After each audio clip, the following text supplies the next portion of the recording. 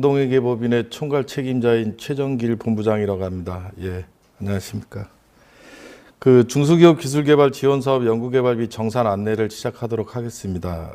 오늘의 컨텐츠는 일단 연구개발비 정산 절차, 그 다음에 정산에 대한 일반사항, 그 다음에 협약 변경사항, 연구개발비 전용사항, 연구개발비 정산기준, 증빙사례, 불인정사례, 그 다음에 2021년 1월 1일부터 시작되는 국가연구개발 혁신법에 대한 주요 내용을 간략하게 설명해 드리도록 하겠습니다. 첫 번째 연구개발비 정산 절차입니다. 예전에 SM택을 사용한 거하고 좀 변화돼서 이제 저희 기정원 과제는 RCMS를 사용하게 돼 있는데요. 따라서 수행기관들이 과제 기간 내내 RCMS에다가 집행 등록을 하고 그 다음에 거기에 대한 진빙 등록을 하게 되면 지정회계법인의 회계사들이 상시점검을 수행해 드립니다. 그리고 상시점검이 끝나게 되고 과제기간이 종료되면 그리고 나서 수행기관에서 미흡한 사항들을 보완하시고 그 다음에 정산서류 미흡한 것도 등록하시고 이월금도 등록하시고 집행마감이라는 걸 버튼을 누르시고 사용실적 보고서를 제출하시면 이제 정산이 진행되는 준비가 끝나는 것이고요. 과제기간 종료된 이후에 이런 것들이 일련의 절차가 이루어진 이후에 지정회계법인에서 상시점검 이후 말고 최종 정산을 절차대로 진행이 될 것입니다. 지금 보여지는 화면은 시기별로 좀 안내를 좀 드리는 건데요. 정산 안내, 증빙서류 제출, 연구개발비 정산, 최종 점검, 정산 확정, 정산 잔액 반납에 대한 시기인데요. 통상적으로 우리 기정원 과제 같은 경우는 과제가 종료된 이후에 2개월 이내에 정산 보고서가 발행이 돼야 되고요. 그러기 위해서 과제가 종료된 이후에 우리 연구개발 기관에서는 2주 이내에 이제 상시 점검에 미흡한 사항들을 RCMS에다가 추가적으로 증빙 등록을 하시고 그리고 나서 회계법인에서 약 한 달 반 정도의 기간에 걸쳐서 정산을 진행해서 최종 정산을 완료하고 그 완료된 것을 가지고 이제 우리 연구개발 기관에다가 안내를 드리면 그 연구개발 기관에선 회계법인에서 받은 최종 정산 보고서를 최종 보고서에 첨부해서 제출을 하는 그런 프로세스로 이루어진다라고 생각을 하시면 될 것 같아요. 다음은 이제 정산에 대한 일반 사항인데요. 일반 사항은 세 가지로 설명을 드릴 건데 첫 번째 정산 규정, 판단 기준은 과연 무엇이냐, 그리고 정산할 때 연구개발비 집행 방법의 대원칙, 그 다음에 연구개발비를 사용하면서 좀 지켜야 될 기본적인 비율이나 사용 기간, 이 부분에 대해서 설명을 드릴 건데요. 우리가 판단을 함에 있어서 적용되는 규정은 중소기업 기술개발 지원사업 운영요령, 그 다음에 중소기업 기술개발 지원사업 관리지침, 그리고 2021년 1월 1일부터 시작되는 국가연구개발 혁신법에 따른 국가연구개발사업 연구개발비 사용 기준이라는 것이 있습니다. 이렇게 세 가지가 우리가 판단하는 때 사용되는 정산 규정이라고 할 것이고요. 연구개발비 이제 집행 방법은 일단 대원칙을 좀 중시하셔야 됩니다. 연구개발비 전용 카드를 사용하는 게 대원칙이고요. 카드를 불가피하게 사용하지 못하는 경우는 계좌이체 방법을 사용하는 게 원칙입니다. 과거에는 여비나 이런 등등에 대해서 참여 연구원들의 개인 신용카드를 사용하고 이 부분에 대해서 연구비를 보전받는 행위 등을 좀 하셨는데 혁신법이 시행되면서 이 부분에 대해서는 권장드리지 않습니다. 만약에 연구비 카드를 사용할 수 없는 불가피한 상황이 도래가 되면 법인카드 사용하시는 걸 권장드립니다. 개인 카드는 가급적 사용을 지양하시고요. 예외적인 항목이 있어요. 연구개발비 사용을 하지 못하고 그 다음에 계좌 이체도 못하는 경우에 자계좌 이체라는 걸 하게 돼 있는데 RCMS의 계좌는 가상 계좌입니다. 따라서 여러분들이 연구비 전용 계좌를 만든 걸 자계좌라고 하는데 그 자계좌 이체되는 부분에 예외적으로 인정되는 항목이 약 3가지 정도로 생각하시면 되는데 우리 연구개발 기관의 각근세 원천 징수를 위한 참여 인력에 대한 인건비, 그 다음에 협약 체결 전에 선 집행하는 경우도 좀 있을 수 있겠죠. 그 다음에 우리 RCMS 계좌에서는 해외로 이체가 안 됩니다. 따라서 연구시설 장비라든지 연구 재료비라든지 외자 구입 같은 경우는 외화 송금을 하기 위한 자계좌 이체가 허용이 되고요. 마지막 이제 세 번째는 이제 연구개발비 사용에 대한 제한 사항을 좀 기본적인 걸 몇 가지 말씀드릴 건데요. 첫 번째, 연구개발비를 집행하면서 각종 한도가 좀 있습니다. 그 한도가 있는데 그 한도를 오버되는 금액을 집행하게 되면 불인정 처분을 받게 되기 때문에 이 부분에 대해서 좀 강조를 드리는데요. 첫 번째, 여기에는 기재가 안 돼 있는데 뒷부분에 기재되어 있는 거를 먼저 말씀드릴게요. 국가연구개발혁신법이 시행되면서 영리기관인 경우에 인건비가 현금 인건비가 현금 사업비의 50%까지 인정이 됩니다. 50%를 초과하게 되는 경우에는 사전에 전문기관의 승인을 받도록 돼 있고요. 자, 그 다음에 두 번째 한번 보십시오. 외부 전문기술 활용비라고 있는데요. 과거 규정에는 연구활동비 안에 전문가 활용비, 연구개발 서비스 활용비 등 각각 세 세목으로 편성이 되어 있던 것이 국가연구개발혁신법이 시행되면서 기술 도입비, 전문가 활용비, 연구개발 서비스 활용비라는 이 세 가지 세목은 외부 전문기술 활용비라는 세목을 쓰게 돼 있고요. 이거는 직접비의 40%까지 인정이 됩니다. 예, 이 부분이 개정된 거기 때문에 먼저 말씀을 드리고, 그 전에 계속 운영돼 있던 연구과제 운영비, 사용용도 치료에 해당되는 부분이죠. 예전에 연구과제 추진비에 있었던 국내여비, 사무용품비, 초과근무식대, 연구환경 유지비, 이런 것들이 연구과제 운영비라는 항목으로 연구활동비에 흡수가 되고 국내 여비만 국내외 여비로 통합이 됐죠. 예, 따라서 연구과제 운영비라는 것은 과거의 연구과제 추진비의 사용용도 치료에 해당되는 부분이라고 생각을 하시면 되는데, 그 부분에 대해서도 우리 아직 그 중소기업기술정보진흥원의 지침이 개정되지 않은지라 과거에 적용됐던 규정을 그대로 설명을 드리겠습니다. 국가연구개발혁신법이 시행이 됐음에도 불구하고 국가연구개발혁신법 연구개발비 사용 기준에서 명확하게 규정하지 않는 것들은 전문기관 또는 관리기관에서 정함에 따른다고 규정이 되어 있기 때문에 우리 티파에서 아직 그 개정되지 않는 부분, 과거의 규정이 적용된다고 생각하면 되기 때문에 제가 그 규정을 말씀드리는 건데요. 연구과제 운영비는 일단 기본적으로 현물 포함된 직접비의 5% 이내, 수행 기간별로입니다. 그리고 연차별로 1천만 원 이내라는 한도가 있습니다. 이 부분을 오버하게 되면 불인정 처분이 되니까 주의를 하셔야 될 것 같고요. 자, 그다음에 연구수당에 대한 한도도 있습니다. 현물 미지급 인건비, 학생 인건비를 포함한 전체 인건비의 20% 이내라는 한도가 있고요. 다들 아시겠지만 유탁연구개발비에 대한 40%라는 한도도 있다. 이렇게 생각하시고요. 간접비가 좀 바뀌었습니다. 과거에는 영리기관인 경우에 간접비가 직접비의 5% 이내인데 이게 좀 바뀌어서 이제 10% 이내. 비영리기관은 17% 또는 고시되는 기관인 경우에 고시비율 이내라는 한도가 있고요. 자, 그다음에 연구개발비 사용 제한 사항 중에 사용기한 제한이 있습니다. 이 사용기한 제한은 꼭 지키셔야 됩니다. 협약기간 종료일까지 집행하는 것을 원칙으로 하고 있는데 예외사항이 있습니다.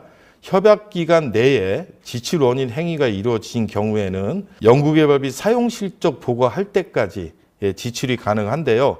이런 예외사항의 대표적인 게 이제 기술 임치료, 회계감사 비용, 그다음에 최종 보고서 인쇄비, 그다음에 시험 성적서, 이런 것들이 이제 예외 사항에 해당이 되는데, 그럼에도 불구하고 해당이 안 되는 게 있는데 이건 꼭 주의하셔야 됩니다. 협약 기간 이전에 원인 행위가 이루어졌다 하더라도 연구 시설 장비 구입비는 협약 종료일 2개월 전까지 구입하셔야 되기 때문에 예외적으로 적용이 안 된다, 이렇게 생각하시면 되고요. 자, 그러면 여기서 이제 협약기간이라는 정의를 좀 말씀드려야 될 것 같은데, 우리가 이제 2년차 과제도 있죠. 2년차 과제도 있는데, 그러면 1차년도 종료를 의미하는 것이냐, 아니면 최종 종료를 의미하는 것이냐, 이 부분이 좀 헷갈리실 텐데, 협약기간이라고 하는 것은 최종 종료를 의미한다, 이렇게 생각하시면 될 것 같아요. 다음은 이제 정산 일반 사항 중에 연구비 구성이 어떻게 돼 있냐라는 건데요. 제가 그 단연간의 정산 업무를 수행해서 좀 느꼈던 부분이 뭐냐면, 우리 연구개발기관이 아무래도 중소기업들이 많다 보니까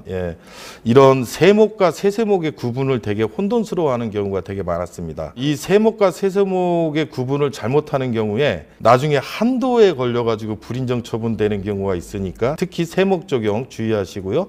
세세목 적용 주의하셔야 되는데, 세목은 인건비, 학생 인건비, 연구시설 장비비, 그리고 연구재료비, 연구활동비, 연구수당, 위탁연구개발비로 되어 있고요. 비목과 세목을 좀 구분하셔야 됩니다. 비목은 직접비하고 간접비가 비목이고요. 자, 세세목이라는 건 그 세목 안에 내부 인건비, 외부 인건비 이런 것들을 세세목이라고 얘기해요. 연구활동비 안에 국내외 여비가 있고 전문가 활용비 및 기술정보 수집비 이런 것들이 있는데 이런 것들 세세목이라고 하는데, 여기서 특히 주요할 항목을 강조드리겠습니다. 여러분들이 봤을 때 이러이러한 것들은 연구활동비로 충분히 직접비에서 써도 되겠다라고 생각되는 부분이 간접비 항목에 많이 있습니다. 여러분들 연구지원비, 간접비의 세세목은 인력지원비, 연구지원비, 성과활용 지원비라고 나눠지는데, 특히 연구지원비, 그 다음에 성과활용 지원비 중 과학문호활동비, 그 다음에 연구실 안전관리비, 그 다음에 기관 공통지원경비, 특히 이 기관 공통지원경비를 유의하십시오. 우리 혁신법이 시행되면서 아마 기정원에서 조금 있다가 아마 개정된 지침과 규정이 나올 텐데요. 매뉴얼도 나올 텐데, 아마 과거처럼 특별하게 범용성에 해당되는 것을 열거가 되지 않을 겁니다. 그렇게 예측이 되는데, 그렇다고 해서 범용성에 대한 비품이나 범용성에 대한 장비나 범용성 비용에 대한 걸 집행을 해도 된다 이렇게 생각하시면 안 되고요. 그게 어디에 걸리게 돼 있냐면 간접비의 연구지원비에 보면 기관 공통지원경비라고 있습니다. 이 기관 공통지원경비가 바로 연구개발기관에서 공통적으로 사용할 수 있는 것은 해당 과제에 직접적으로 연관되어 있지 않다라고 간주가 되어서 범용성에 대한 비용 부분이 대부분 여기에 걸리게 돼 있거든요. 따라서 여러분들은 연구활동비와 간접비 중 연구지원비, 성과활용 지원비에 해당되는 부분, 이 부분에 대해서 좀 주의를 해야 되고요. 자, 인력지원비도 있어요. 여기 지원인력 인건비라는 게 항목이 있는데, 영리기업이 많아요. 우리 주관기관은 중소기업, 영리기업이 상당히 많은데, 유탁기관 정도 돼야지, 아니면 공동개발기관 정도 돼야지 비영리기관이 될 텐데요. 주의하셔야 됩니다. 지원인력 인건비가 인건비로 된다고 하던데요 라고 하시는 분들 되게 많을 텐데요. 영리기관은 지원인력 인건비가 적용이 안 됩니다. 지원인력 인건비는 역시 예전처럼 간접비의 인력지원비로 사용돼야 된다. 이 부분을 좀 주의하시고요. 다음은 이제 협약 변경 사항입니다. 이 협약 변경 사항에서는 일단 자체 변경 사항과 전문기관 승인 사항으로 나눠지는데요. 자체 변경 사항에 대해서는 일일이 다 열거해서 하지 않겠습니다. 자체 변경 사항의 가장 보편적인 사항이 뭐냐면 이제 참여연구원의 변경이나 참여연구원의 참여율의 변경. 요즘은 이제 인건비 계상률이라고 용어가 바뀌었죠. 그런 것들이 변경되는 걸 자체 변경 처리하는 건데, 자체 변경 사항에 대해서는 변경 방법만 말씀드릴게요. 자체 변경 사항이라고 해서 그냥 주관기관, 연구개발기관이 우리가 스스로 변경하면 되지라고 생각하면 안 되고요.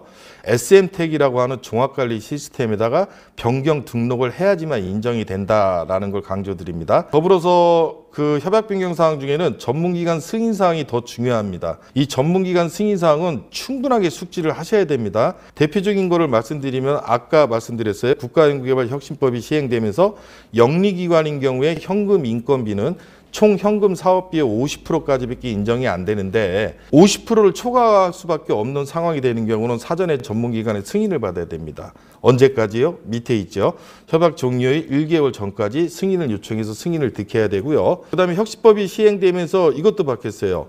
인건비의 증액 및 감액이 일어나는 경우에도 승인을 받아야 됩니다. 앞으로 기정원의 그 지침도 이렇게 개정이 될 건데요. 인건비가 증액되거나 감액되는 경우에 무조건 사전에 승인받아야 되는데 영리기관만 해당이 됩니다. 그리고 과거에 계속 규정화되어 있던 3천만 원 이상의 연구시설 장비비 변경이 되는 경우, 그 다음에 중요한 게 있죠. 위에서 하나, 둘, 셋, 넷, 다섯, 여섯, 일곱 번째입니다. 배우자 및 직계 존비속 연구원이 추가되거나 아니면 변경되는 경우에 사전 승인받아야 되고요. 자, 그 다음에 밑에서 네 번째 아주 중요한 내용입니다. 신규 채용 인건비를 제외한 내부 인건비와 외부 인건비 간의 전용, 이 부분에 대해서도 우리 중소기업기술정보진흥원의 과제에서는 승인사항으로 규정을 하고 있습니다. 그 다음에 밑에서 두 번째죠. 연구시설 장비비 및 연구재료비를 타 세목으로 내가 전용하겠다. 타 세목에서 연구시설 장비비 및 연구재료비로 가는 건 자체 변경으로 가능한데, 연구시설 장비비 및 연구재료비를 타 세목으로 전용할 때는 승인을 꼭 득해야 됩니다. 강조드립니다. 자체 변경 사항보다는 전문기관 승인 사항을 유념하셔야 되고요. 뒤에 가서 나올 텐데요. 공통 불인정 사항이 어떤 내용이냐면, 승인을 득해야 되는 사항에 대해서 승인을 득하지 않으면 불인정 처분해라라는 규정이 있어요.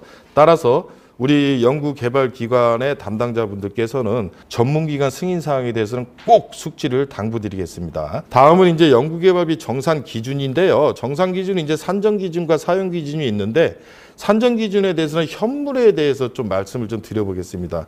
우리 연구개발기관들이 이제 중소기업이다 보니까 현물에 대한 개념이 좀 많이 아직도 숙지가 좀 덜 되어 있는 것 같아서 현물을 좀 말씀드리는데, 일단 기본적으로 현물은요, 연구개발기관이 보유해야 됩니다. 연구개발기관이 소유하고 보유해야 된다는 건 뭐냐면요, 우리 연구개발기관이 가지고 있는 게 현물 대상인 거예요. 그런데 이제 과거의 경험에 보면 임차를 해서 현물로 제공해도 됩니까? 이런 질문이 많이 오는데, 임차를 한 거는 우리가 보유하고 소유한 게 아니기 때문에 현물 대상이 안 된다라는 거 말씀드리고요. 더불어서 참여 연구자도 이제 인건비를 대신해서 현물로 등록이 가능한데, 문제는 우리 연구개발기관에 소속돼 있는 분들을 현물 대상이 돼야 되는 거죠. 외부 인건비 대상자는 외부 연구원인데요.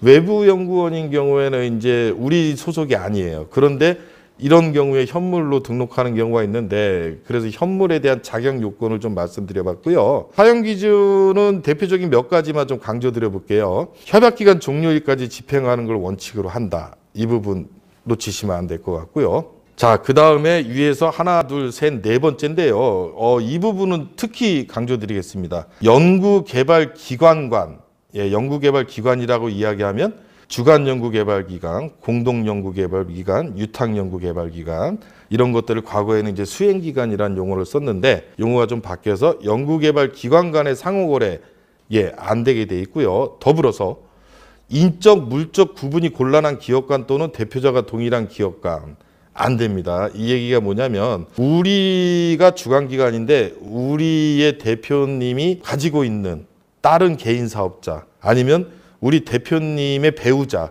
직계 존속, 비속, 이런 분들이 가지고 있는 기관하고는 인적 관계가 곤란한 관계가 되기 때문에 거래를 하시면 안 되고, 자, 우리 또 기관에 지분이 연결되어 있는 관계회사나 지분법 적용 회사나 이런 식으로 지분 관계가 연결되어 있는 회사 간의 거래도 안 됩니다. 이거를 꼭 강조드리려고 빨간색으로 칠했고요. 그 다음에 아직도 많이 나오는 겁니다.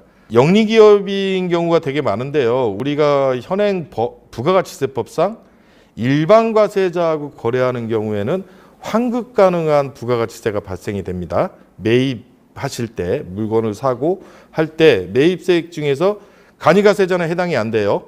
면세 품목을 취급하는 것도 해당은 안 되지만, 일반 과세자하고 과세거래에 해당되는 경우에 그 매입세액은 환급 가능한 부가가치세가 되는데, 그 환급 가능한 부가가치세는 연구비로 집행을 하시면 안 됩니다. 불인정 처분 대상이 되는데, 아직까지도 이 사례가 되게 많이 나와서 좀 강조를 드립니다. 불인정 기준입니다. 연구개발비 정산 기준 중에 불인정 기준에 대해서 간략하게 몇 가지만 좀 강조드리고자 하는데요. 나머지 부분이 그렇다고 중요한 게 아닌 게 아닙니다. 시간의 제약 때문에 제가 그 몇 가지 대표적인 것만 강조드리는 거니까 다른 것들도 꼭 읽어보셔야 되는데, 위에서 세 번째입니다. 승인 절차를 거치지 않고 집행한 경우, 아까도 말씀드렸어요. 전문기관으로부터 승인을 득해야 되는데 그 승인을 득하지 않고 미승인 사항에 대해서는 불인정 처분합니다. 자, 그 다음에 별도로 인정한 예외 사항 말고 협약기간 이전 또는 협약기간 종료, 협약기간과 벗어나서 집행되는 경우, 협약기간 내에 원인행위가 이루어지면서 예외적인 건 아까 말씀드렸고요. 그런 것들이 아닌 경우에는 이제 불인정 처분이 되고요. 그 다음에 현물 부담을 이행하지 않는 경우도 불인정 처분됩니다. 현물이라는 것은 우리가 민간부담금 중에 우리가 꼭 부담하기로 협약 당시에 약속을 하는 거기 때문에, 현물 부담을 이행을 했느냐, 이행하지 않았느냐 이렇게 판단을 하는데 현물 부담을 적게 이행했다면 그만큼 우리가 정부 출연금을 다 지급할 이유가 없다고 생각하기 때문에 현물 부담 이행하지 않는 부분에 대해선 지급된 정부 출연금이 다시 환수된다 이렇게 생각하시면 되고요. 중요한 사항입니다. 자, 그리고 연구비 카드 또는 계좌이체로 집행하지 않은 경우, 부득이한 예외적인 사항을 제외하고 연구비 카드는 계좌이체로 집행하지 않는 경우도 불인정 항목에 해결되고요. 그다음에 아까 말씀드렸죠. 인적 물적 구분이 곤란한 기업 간 또는 대표자가 동일한 기업 간의 연구개발비 현금거래 불인정된다라는 내용입니다. 이 부분에 대해서 꼭 인지를 하셔야 돼요. 주의사항은 참고로 보시면 되는데 과거에 저희가 정산을 하면서 이러이러한 것들에 대해서 상당히 많은 불인정이 발생이 돼서 이건 꼭 유의를 하셔야 되겠다 싶어서 좀 강조드리는 건데요. 협약 변경 사항을 SN텍에 등록하지 못해서 불인정 처분되는 사례가 상당히 빈번하게 나타나고 있습니다. 따라서 우리 연구개발기관 담당자분들은 어떤 자체 변경 사항이 발생이 되거든 항상 SN텍에 등록을 한다라는 것을 꼭 숙지해 주기 바랍니다. 연구개발비 정산기준 산정기준의 이제 인건비에 대해서 설명을 드리겠습니다. 지금부터 이제 각 세목별로 지침의 내용이 설명된다 이렇게 생각하시면 되는데요. 자, 인건비는 이렇게 구성되어 있죠. 내부 연구원에게 지급하는 인건비, 그 다음에 학생 인건비, 비영리 법인만 해당이 됩니다. 비영리 법인인 경우에 연구지원 인력에 지급하는 인건비, 이걸 인건비라고 칭하는데요. 여러분들이 좀 오해하는 경우가 있습니다. 인건비는요, 원래 기본적으로 현물 계상이 원칙입니다. 현물 계상이 원칙인데 우리 연구개발기관에서 인건비를 현금으로 계상하는 게 자유롭다 이렇게 생각하는데요. 아닙니다. 지침에 보게 되면 인건비는 현금 계상이 가능한 부분을 예외적으로 인정하는 부분이 있어요. 뒤에 가서 말씀드릴 텐데 현물 계산이 원칙이다 이렇게 인식을 하셔야 되고, 쉽게 말씀드리겠습니다. 중소기업이 되게 많을 테니까 우리 참여연구원 분들하고 우리 연구개발기관하고 연봉 계약을 맺을 겁니다. 그 연봉 총액에 나누기 12 곱하기 참여기간 곱하기 인건비 계상률. 옛날에 참여율이라고 칭했던 게 인건비 계상률로 바뀌었는데요. 이렇게 해서 인건비 한도를 정하는 거예요. 이 한도보다 내가 집행한 인건비가 많냐 적느냐를 판단하는 게 정산인데요. 한도보다 적게 집행됐으면 문제가 없습니다. 그런데 한도를 초과하게 되면 인건비 한도 초과로 불인정 처분이 되는 겁니다. 이 한도를 계산할 때 맨 밑에 있는 빨간색으로 칠한 부분을 강조드릴게요. 다대보험과 1년 이상 근속자에 대한 퇴직급여 충당금 적립액도 인정이 되고요. 4대 보험 본인 및 기관부담금도 한도에 더해서 기준급여액을 만들고 거기다가 참여율을 곱한다 이렇게 생각하시면 됩니다. 외부 인건비는 현금이 가능합니다. 근데 외부 인건비에서 강조할 사항은요, 빨간색으로 칠한 부분입니다. 우리 중소기술정보진흥원의 우리 구매조건부 과제 같은 경우 외부 인건비 대상자가 어떤 기업, 대학, 국공립 연구기관 정규직원에 소속되어 있는 분들은 외부 인건비 대상이 안 됩니다. 따라서 그럼 뭐야? 외부 인건비 다 안 되는 거야? 아니죠. 프리랜서나 외부 학교에 소속되어 있는 학생들, 이런 경우에는 외부 인건비 대상이 됩니다. 학생 인건비에서 주의하셔야 돼요. 학생 인건비로 처리가 가능한 거는 우리 연구기관에 소속되어 있는 학생들은 학생 인건비로 처리를 하는 것이고, 타 학교에 있는 학생들은 외부 인건비로 처리하셔야 됩니다. 타 학교에 계신 분들을 학생 인건비로 활용을 했는데 그것을 학생 인건비로 처리하면 나중에 문제가 돼요. 외부 인건비로 처리를 안 했기 때문에 그 부분을 꼭 주의하셔야 되고요. 학생 인건비에 대해서 뭐 박사 이상, 박사과정, 석사과정, 학사 이하 이건 다 아실 거예요. 100만 원, 180, 250, 300만 원으로 이렇게 결정돼 있다 이런 건데, 여기서 중요한 건 역시 기업, 대학, 국공립, 연구기관 정규직원은 외부 인건비 계상이 불가하다라는 항목이고요. 자, 아까 앞에서 말씀드렸어요. 인건비는 현물이 원칙이다. 그러면 언제 현금이 가능한 거야? 이런 질문이 오실 텐데요. 바로 빨간색으로 칠해진 부분입니다. 중소기업이 수행하는 이 과제가 지식 서비스 분야에 해당되거나 아니면 중소기업이 신규 채용에 대한 인건비를 지급하거나 아니면 우리가 연구개발기관인데 연구개발 서비스업자로 등록돼 있거나 이런 식으로 우리 관리 지침에 현금 인건비 계상이 가능한 부분을 열거가 되어 있습니다. 여기에 해당이 돼야지만 현금 인건비가 지급이 가능한 거고, 따라서 이건 예외 조항이다 보니까 인건비는 현물이 원칙이다, 이렇게 생각을 하시면 될 것 같아요. 다음 이제 인건비 사용 기준을 계속 이어가 보는데요. 중요한 항목만 좀 강조드리겠습니다. 이 부분을 좀 많이 놓치시는데요. 우리가 참여연구원을 참여시킬 때 배우자나 직계 좀비속은 참여할 수가 없겠느냐?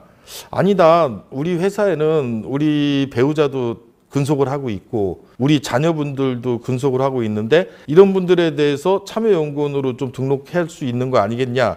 예, 맞습니다. 가능합니다. 그러나 사전에 전문기관의 승인을 득해야 된다는 부분이죠. 배우자 및 직계 좀비속 인건비에 대해서 우리 양식이 있습니다. 표준화된 양식이 있기 때문에 그 양식에 의해서 SN택을 통해 갖고 사전에 승인 신청을 하셔서 승인을 득하시면 얼마든지 참여연구원으로 가능한 부분이고요. 자, 그다음에 신규 채용 인건비는 감액이나 타 세목으로 전용이 불가능해요. 조심하셔야 됩니다. 신규 채용 인건비를 예산으로 우리가 한 1,000만 원을 계획을 잡았는데 하다 보니까 한 800만 원만 쓰고 200만 원 잔액이 남아서 이거 그냥 연구 재료비로 좀 전용해서 쓰지, 안 됩니다. 예, 신규 채용 인건비가 200만 원 남은 경우에는 새로 채용을 하시든지 아니면 반납이 원칙입니다. 신규 채용 인건비를 잔액이 남았는데 타세목으로 전용하는 경우가 많이 나와요. 예, 그래서 말씀드리는 건데 절대 안 된다라는 내용이고요. 불인정 기준을 한번 읽어보시면 됩니다. 제가 사용 기준을 설명할 때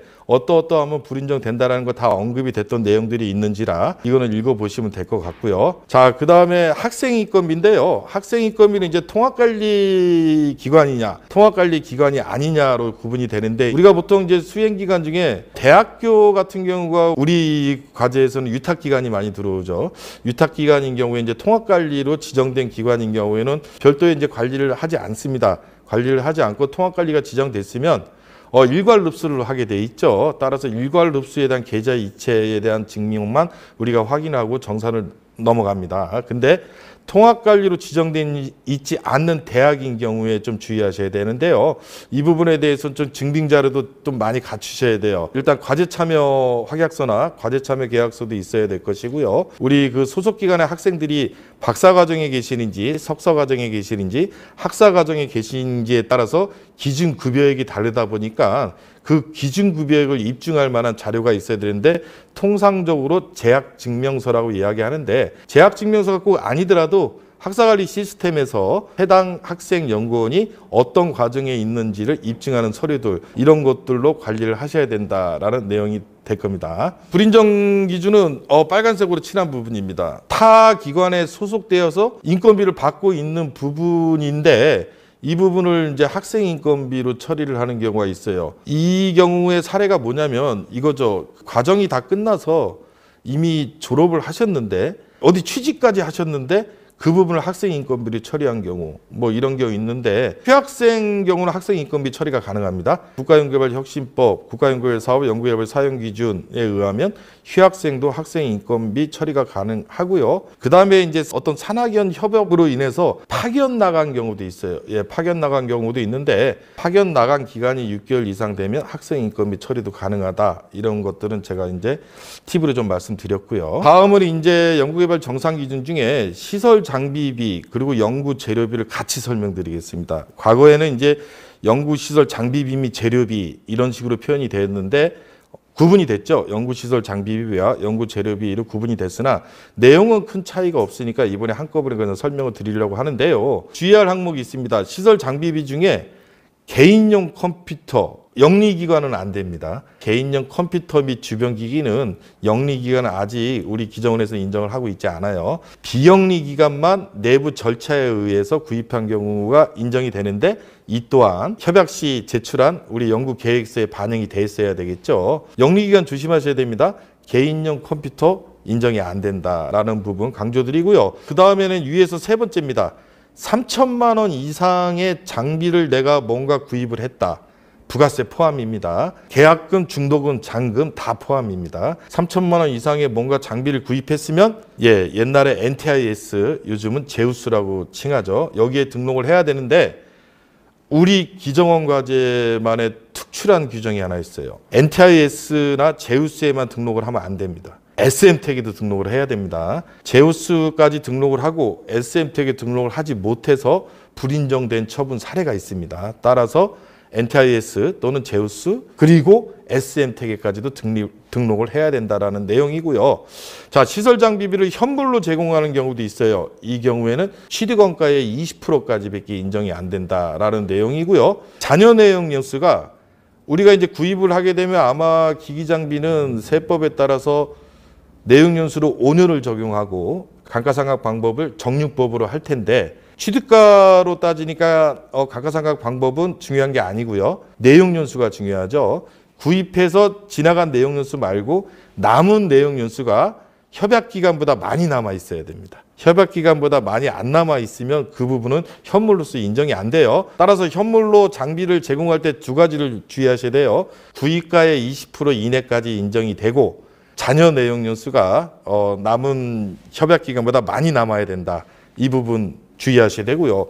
그다음에 범용성 장비, 범용성 장비에서 뭐 특별하게 국가연구개발사업 연구개발비 사용 기준 봤는데 뭐 범용성에 대해서 열거된 게 없어. 그러니까 범용성 그냥 써도 되는 거야. 이렇게 생각할지 모르겠는데 그 범용성을 열거하지 않은 이유가 아까도 말씀드렸듯이 간접비의 연구지원비 항목에 보면 기관공통경비라고 있어요. 기관공통경비에 해당되는 용어를 제가 설명드리면 연구 수행과 관련된 이렇게 표현이 되어 있고요. 위로 올라가서 연구시설 장비비나 연구활동비에는 연구과제와 관련된 이렇게 구분이 되어 있어요. 따라서 연구과제와 관련된 건 본 과제와 직접적으로 연관되는 걸 의미하는 거고요. 아무리 연구와 관련된 걸 샀더라도 연구과제와 직접적으로 연관되지 않고 우리 연구기관이 전체적으로 사용할 수 있는 그런 것들을 통상 우리가 범용성이라고 얘기하는데 그거는 간접비의 연구지원비 중에 기관공통경비에 해당이 되기 때문에 주의를 하셔야 되고요. 연구재료비는 뭐 당연하게 시약, 재료 이런 것들 시작품, 시제품, 시험설비 제작비가 시설장비비가 아니라 연구재료비에 들어가 있다. 이 부분을 좀 주의하시면 될 텐데 더 중요한 게 뭐냐면 연구재료비를 마지막 달에 연구기간 종료월에 구입을 하시면서 다량으로 구입해서 연구기간이 끝났음에도 불구하고 재고로 가지고 계시는 경우가 좀 덜어 있어요. 연구재료비를 재고 목적으로 구입하는 건 안 됩니다. 재고로 보유하게 되는 연구재료비는 불인정 처분 대상에 해당이 됩니다. 이 부분 꼭 주의하십시오. 불인정 기준은 아까 다 말씀드렸어요. 그런데 역시 연구시설 장비비, 연구재료비도 마찬가지. 여기서 가장 많이 나오죠. 뭐냐면 그 연구개발기관 간 거래, 연구개발기관 간 거래 안 되고 인적, 물적 구분이 곤란한 기업 간의 거래가 안 된다라는 내용이에요.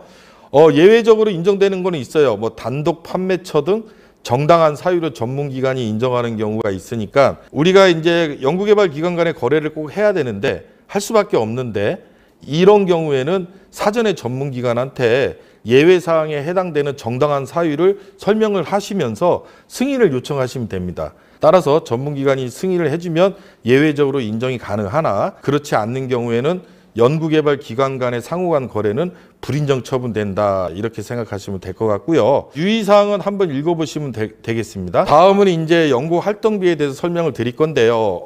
연구활동비는 뭐 국내외 여비, 전문가 활용비, 기술정보 수집비, 뭐 기타 등등 수용비 및 수수료 뭐 이런 게 되게 많은데 여기서 좀 중요한 개념을 말씀드리면은 연구활동비는 어떤 기준에 의해서 우리가 써야 되느냐, 뭐 어디 기준이 있느냐, 뭐 이게 중요한 건데 기본적으로 연구활동비는 연구개발기관의 자체 기준을 준용해줘요.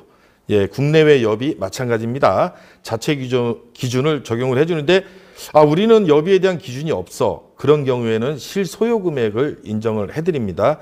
따라서 일비, 식비, 숙박비 등에 대해서 자체 기준이 있으면 자체 기준을 적용하시면 된다라는 내용이고요. 뭐 전문가 활용비나 기술정보 수집비를 써야 되는데 이것도 한도가 있습니까? 라고 질문을 하는데 이 또한 우리 연구개발기관의 자체 기준이 있으시면 사용하시면 되는데 여기서 주의할 게 뭐냐면 정산을 위해서 새로 만든 자체 기준은 인정이 안 됩니다. 예전부터 우리 연구개발기관에서 계속적으로 적용을 해오고 있던 기준을 자체 기준으로 인정을 하는 거지, 정산을 위해서 새로 만든 기준은 자체 기준으로 인정이 안 돼요. 예, 그 부분에 대해서 주의를 하시고, 아마 개정이 될 건데, 왜 그러냐면 국가연구개발사업 연구개발비 사용 기준에서 이미 명확하게 규정이 된 부분인지라 개정이 될 건데, 미리 말씀드리면 기술 도입비, 전문가 활용비, 연구개발 서비스 활용비를 외부 전문기술 활용비라고 하는데, 이것은 직접비 40%까지, 예, 이 부분은 꼭 주의를 하셔야 된다라는 내용이고요. 자, 연구과제 운영비, 아까 말씀드렸죠. 사용연도 7호라고 하는 것들인데, 회의비, 초과 근무 식대, 사무용품비, 연구 환경 유지를 위한 기기비품 구입 유지비, 비영리 법인의 연구실 운영에 필요한 소액 소모성 경비, 이런 것들은 기본적으로 수행기간별, 연차별, 이게 중요합니다. 수행기간별, 연차별, 현물 포함 직접비의 5% 이하이고 연차별 1천만 원 이하로 계상을 해야 된다는 것도 중요하지만, 더 중요한 게 있어요. 연구실 운영에 필요한 소액 소모성 경비가 인정된대. 따라서 우리가 중소기업인데 우리도 이거 사서 쓰자. 자, 전제 조건이 있죠. 중소기업은 영리기관입니다. 따라서 비영리기관이 아니죠. 비영리기관에만 연구실 운영에 필요한 소액 소모성 경비가 인정되는 겁니다. 영리기관에서 연구실 운영에 필요한 소액 소모성 경비를 인정하지 않는다라는 게 중요한 항목입니다. 주의하셔야 돼요. 자, 국외협의 아까 다 말씀드렸고요. 전문가 활용비, 원고료, 번역료, 통역료, 예, 연구개발기관의 지급 기준에 따라 사용하시면 된다라는 내용일 것입니다. 오히려 연구활동비에서 제가 사용 기준을 일일이 다 열거한다기보다는요, 꼭 읽어보셔야 됩니다. 간접비하고 되게 비슷한 것들이 많아요. 간접비의 연구지원비나 성과활용 지원비와 이 연구활동비하고는 되게 비슷한 게 많은데, 연구활동비로 써도 되겠지 하고 직접비의 연구활동비를 써버려서 등록을 했는데, 나중에 보니까 간접비에 열거가 되어 있습니다. 간접비로 집행돼야 될 금액을 직접비로 집행을 하게 되면 불인정 사유에 해당이 됩니다. 따라서 연구활동비를 집행을 하실 때는 간접비 항목을 꼭 숙지하신 다음에 간접비를 써야 되는 항목을 직접비인 연구활동비를 쓰지 않는 게 중요하다라는 말씀이고요. 여비에서 불인정 사항이 나오는 것은 바로 이런 부분만 사례를 들어서 설명을 드릴게요. 연구개발기관의 자체 여비 규정을 쓰는데, 연구개발기관의 자체 여비 규정을 보게 되면요, 대표, 이사, 임원, 그 다음에 부장급, 그 다음에 부장 이하, 과장, 직원급, 이런 식으로 일비, 식비, 숙박비가 차등적으로 되어 있는데, 대표님하고 같이 출장을 간다고 해서 대리님이 대표님의 일비, 식비, 숙박비를 적용하는 경우가 종종 발생이 됩니다. 그런 경우에 불인정 처분이 되니까 직급에 맞는 여비를 집행하라라는 말씀이고요. 국외 여비에서 강조드리고 싶은 말씀이 한 가지 있어요. 국내 여비하고는 좀 틀려요. 국내 여비는 출장 품위서가 있으면 됩니다. 출장 품위서가 있고 지출 결의하시고, 그 다음에 여비 지급 내역서만 있고, 그 다음에 직급에 맞게끔 여비가 집행이 됐고, 그 다음에 일비, 식비, 숙박비에 대한 여비 규정대로 확인이 됐고, 실비에 대해서 재반 증빙이 다 확인이 됐으면 문제가 없는데, 국외 여비에서는 한 가지 추가가 되어 출장 결과 보고서가 꼭 있어야 됩니다. 국외 여비를 집행하실 때는 출장 결과 보고서를 꼭 챙겨야 된다라는 것을 강조드리고요. 그 다음에 좀 주의하는 것만 강조드리겠습니다. 빨간색으로 좀 표시를 했는데요. 내가 연구시설 장비비하고 연구재료비는 익히 들어서 알아. 연구개발기관 간 상호거래를 하면 안 된다는 걸 아는데, 내가 그 연구활동비의 지침을 딱 보니까 연구개발 서비스 활용비나 이런 거는 이렇게 쓰면은 불인정한다라는 걸 열거된 걸 못 봤는데, 아닙니다. 예, 이 부분을 강조드립니다. 연구개발 서비스 활용을 함에 있어서도 분명하게 규정이 되어 있습니다. 연구개발 기관 간의 상호 의뢰한 연구개발 서비스 활용비는 인정이 안 됩니다. 이 부분을 꼭 강조드리고요. 전문가 활용비도 그렇습니까? 라고 질문이 들어올 텐데요. 전문가 활용비는 최소 단위 부서가 틀리면, 조직도상의 최소 단위 부서가 틀리면 인정이 됩니다. 따라서 전문가 활용비와 연구개발 서비스 활용비의 불인정 내용은 조금 차등으로 적용된다, 이렇게 생각하시면 됩니다. 최소 단위 부수가 틀리면 가능하다라는 내용이고요. 맨 마지막 거를 좀 강조드리겠습니다. 우리가 연구를 수행하다 보면 가끔씩 이제 학술용 전자정보도 좀 사용하게 돼 있고요. 웹 문서죠. 이저널 이런 것들이고 그다음에 논문도 게재하게 돼 있습니다. 논문에 따라서는 이제 게재료가 좀 틀린데 뭐 200만 원짜리도 있고 비싼 건 300만 원, 400만 원. 해외 논문은 더 비싸죠. 그런데 이게 다 무조건 인정되는 게 아니에요. 여기서 주의사항을 강조드립니다. 학술용 전자정보와 그다음에 논문 게재료를 집행하시려면 연구개발 계획서에 반영되어 있어야 됩니다. 예, 연구개발 계획서에 반영되지 않으면 곤란하다. 따라서 연구개발 계획서에 반영된 학술용 전자정보 구입비와 논문 게재료가 인정이 된다라고 생각하시면 되고요. 자, 그다음에 연구과제 운영비, 뭐 직접비의 5% 이내, 수행기간별, 연차별로 1천만 원 이내인 것까지는 알겠는데 그다음에 뭘 더 주의해야 됩니까? 바로 이겁니다. 연구 환경 유지를 위한 기기 비품 구입 유지 비용이라고 있어요. 이거는 뭐냐면 연구실에 쾌적한 환경을 위해서 냉난방기 구입하고 이런 용도로 쓰는 건데 이거 그냥 막 써도 된다? 안 됩니다. 연구개발 계획서에 구체적으로 명시되어 있어야 돼요. 연구개발 계획서에 구체적으로 명시되지 않는 품목 구입에 대해서는 인정을 하고 있질 않습니다. 예, 이 부분에 대해서 주의를 하셔야 되고 회의비 집행하실 때 유용성 안 되는 거 기본적으로 아실 거고요. 자, 그다음에 출장비 지급하고 뭐 중복된 야근 식대를 이중 지급한다던가 이런 것도 다 안 될 겁니다. 자, 유의사항을 좀 강조드려 볼게요. 전문가 활용비를 집행한 이후에 전문가 이력서와 전문가 결과보고서를 증빙 등록을 하지 않는 경우가 상당히 많습니다. 이분이 전문가이어야 됩니다. 우리 과제를 위해서 전문가인지 전문가 아닌지는 확인을 해야 될 것이고요. 그다음에 전문가 학비를 집행을 했는데 이 전문가가 무슨 일을 하셨는지는 우리가 알아야 되겠죠. 따라서 전문가에 대한 이력사항과 전문가의 결과보고서는 필수 증빙이다라는 걸 강조드리기 때문에 이 부분에 대해서 꼭 주의를 하시기 바라고요. 자, 다음은 이제 연구수당입니다.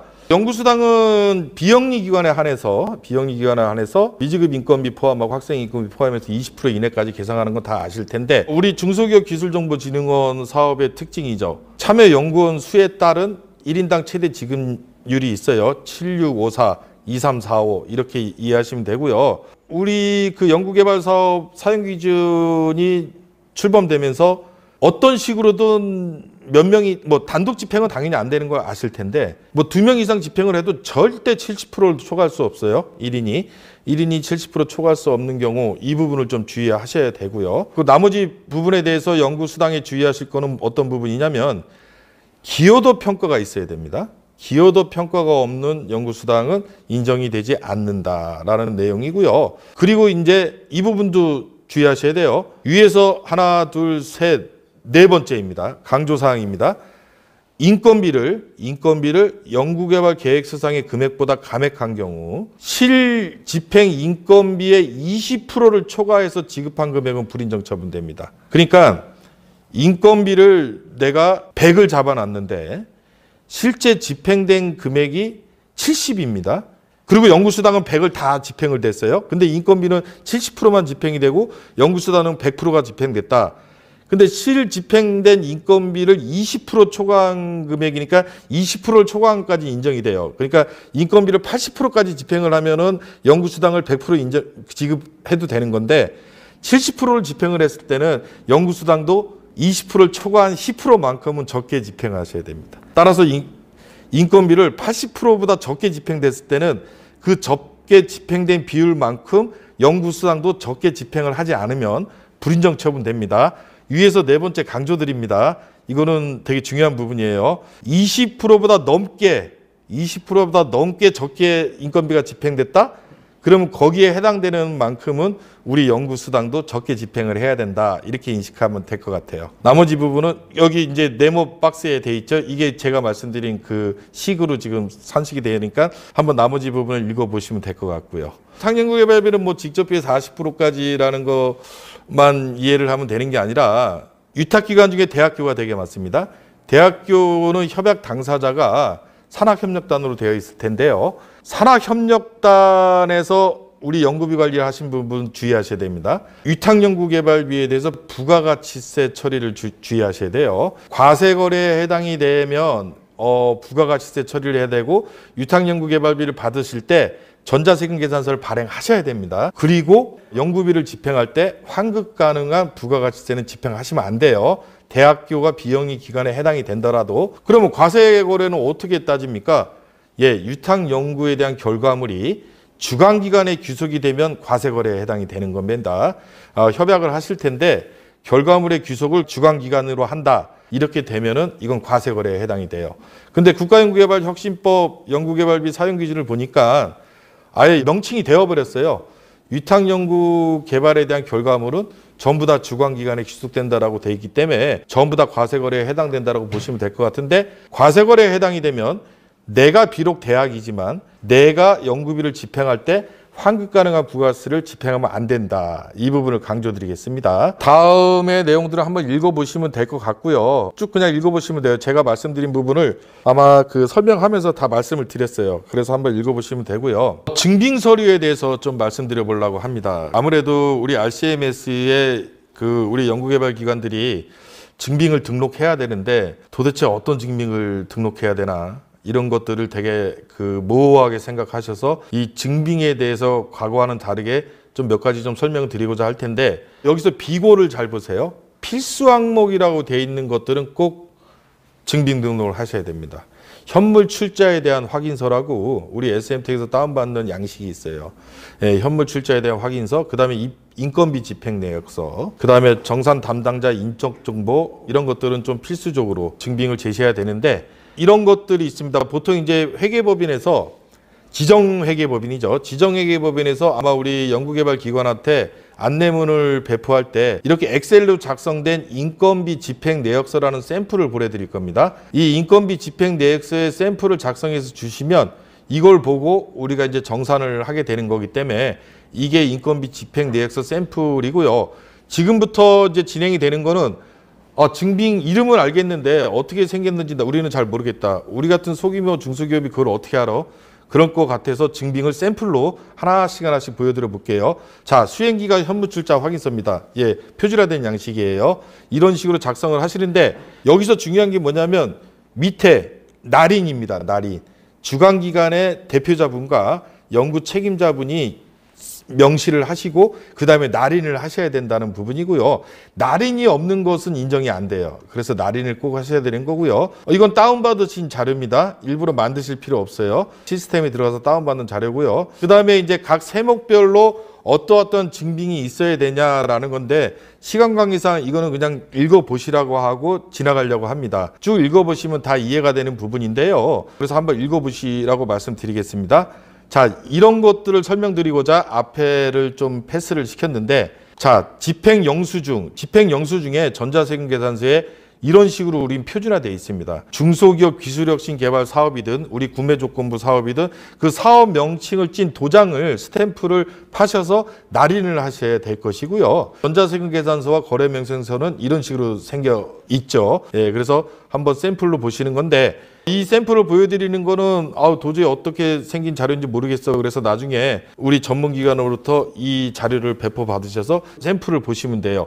원천징수부라는 거 왼쪽으로 돼 있고요. 원천징수 영수증으로 오른쪽으로 돼 있어요. 이제 참여연구원에 대한 인건비에 대한 서류, 증빙 서류인데요. 원천징수 영수부를 제시하셔도 되고 원천징수 영수증을 제시하셔도 되고 원천징수 확인서를 제시하셔도 되고 원천징수 이행상황 신고서를 제시하셔도 되고 그것조차 다 힘들다. 그랬을 때는 급여대장 또는 급여명세서를 제시하시면 그걸 인정을 해드리도록 하겠습니다. 참여연구원 현황표라는 겁니다. 보여지는 샘플처럼 참여연구원들이 누구누구가 이제 1년을 과제기간으로 하면 참여일 변경이 자체 변경 사항인지라 A라는 연구원님이 1월부터 5월까지 5개월 동안은 몇 프로의 참여를 쓰셨고 6월부터 또 몇 개월 동안은 또 몇 프로의 참여를 쓰셨고 그걸 우리가 알아야 되겠죠. 그걸 알아야 되는데 SM택에서 우리가 확인을 하려고 해도 자체 변경하시면서 그 참여율 적용에 대한 기간을 명시를 안 해요.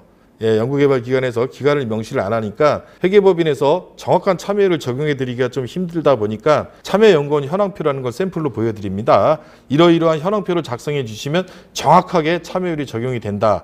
지금은 인건비 계상률이라는 용어로 바뀌었죠.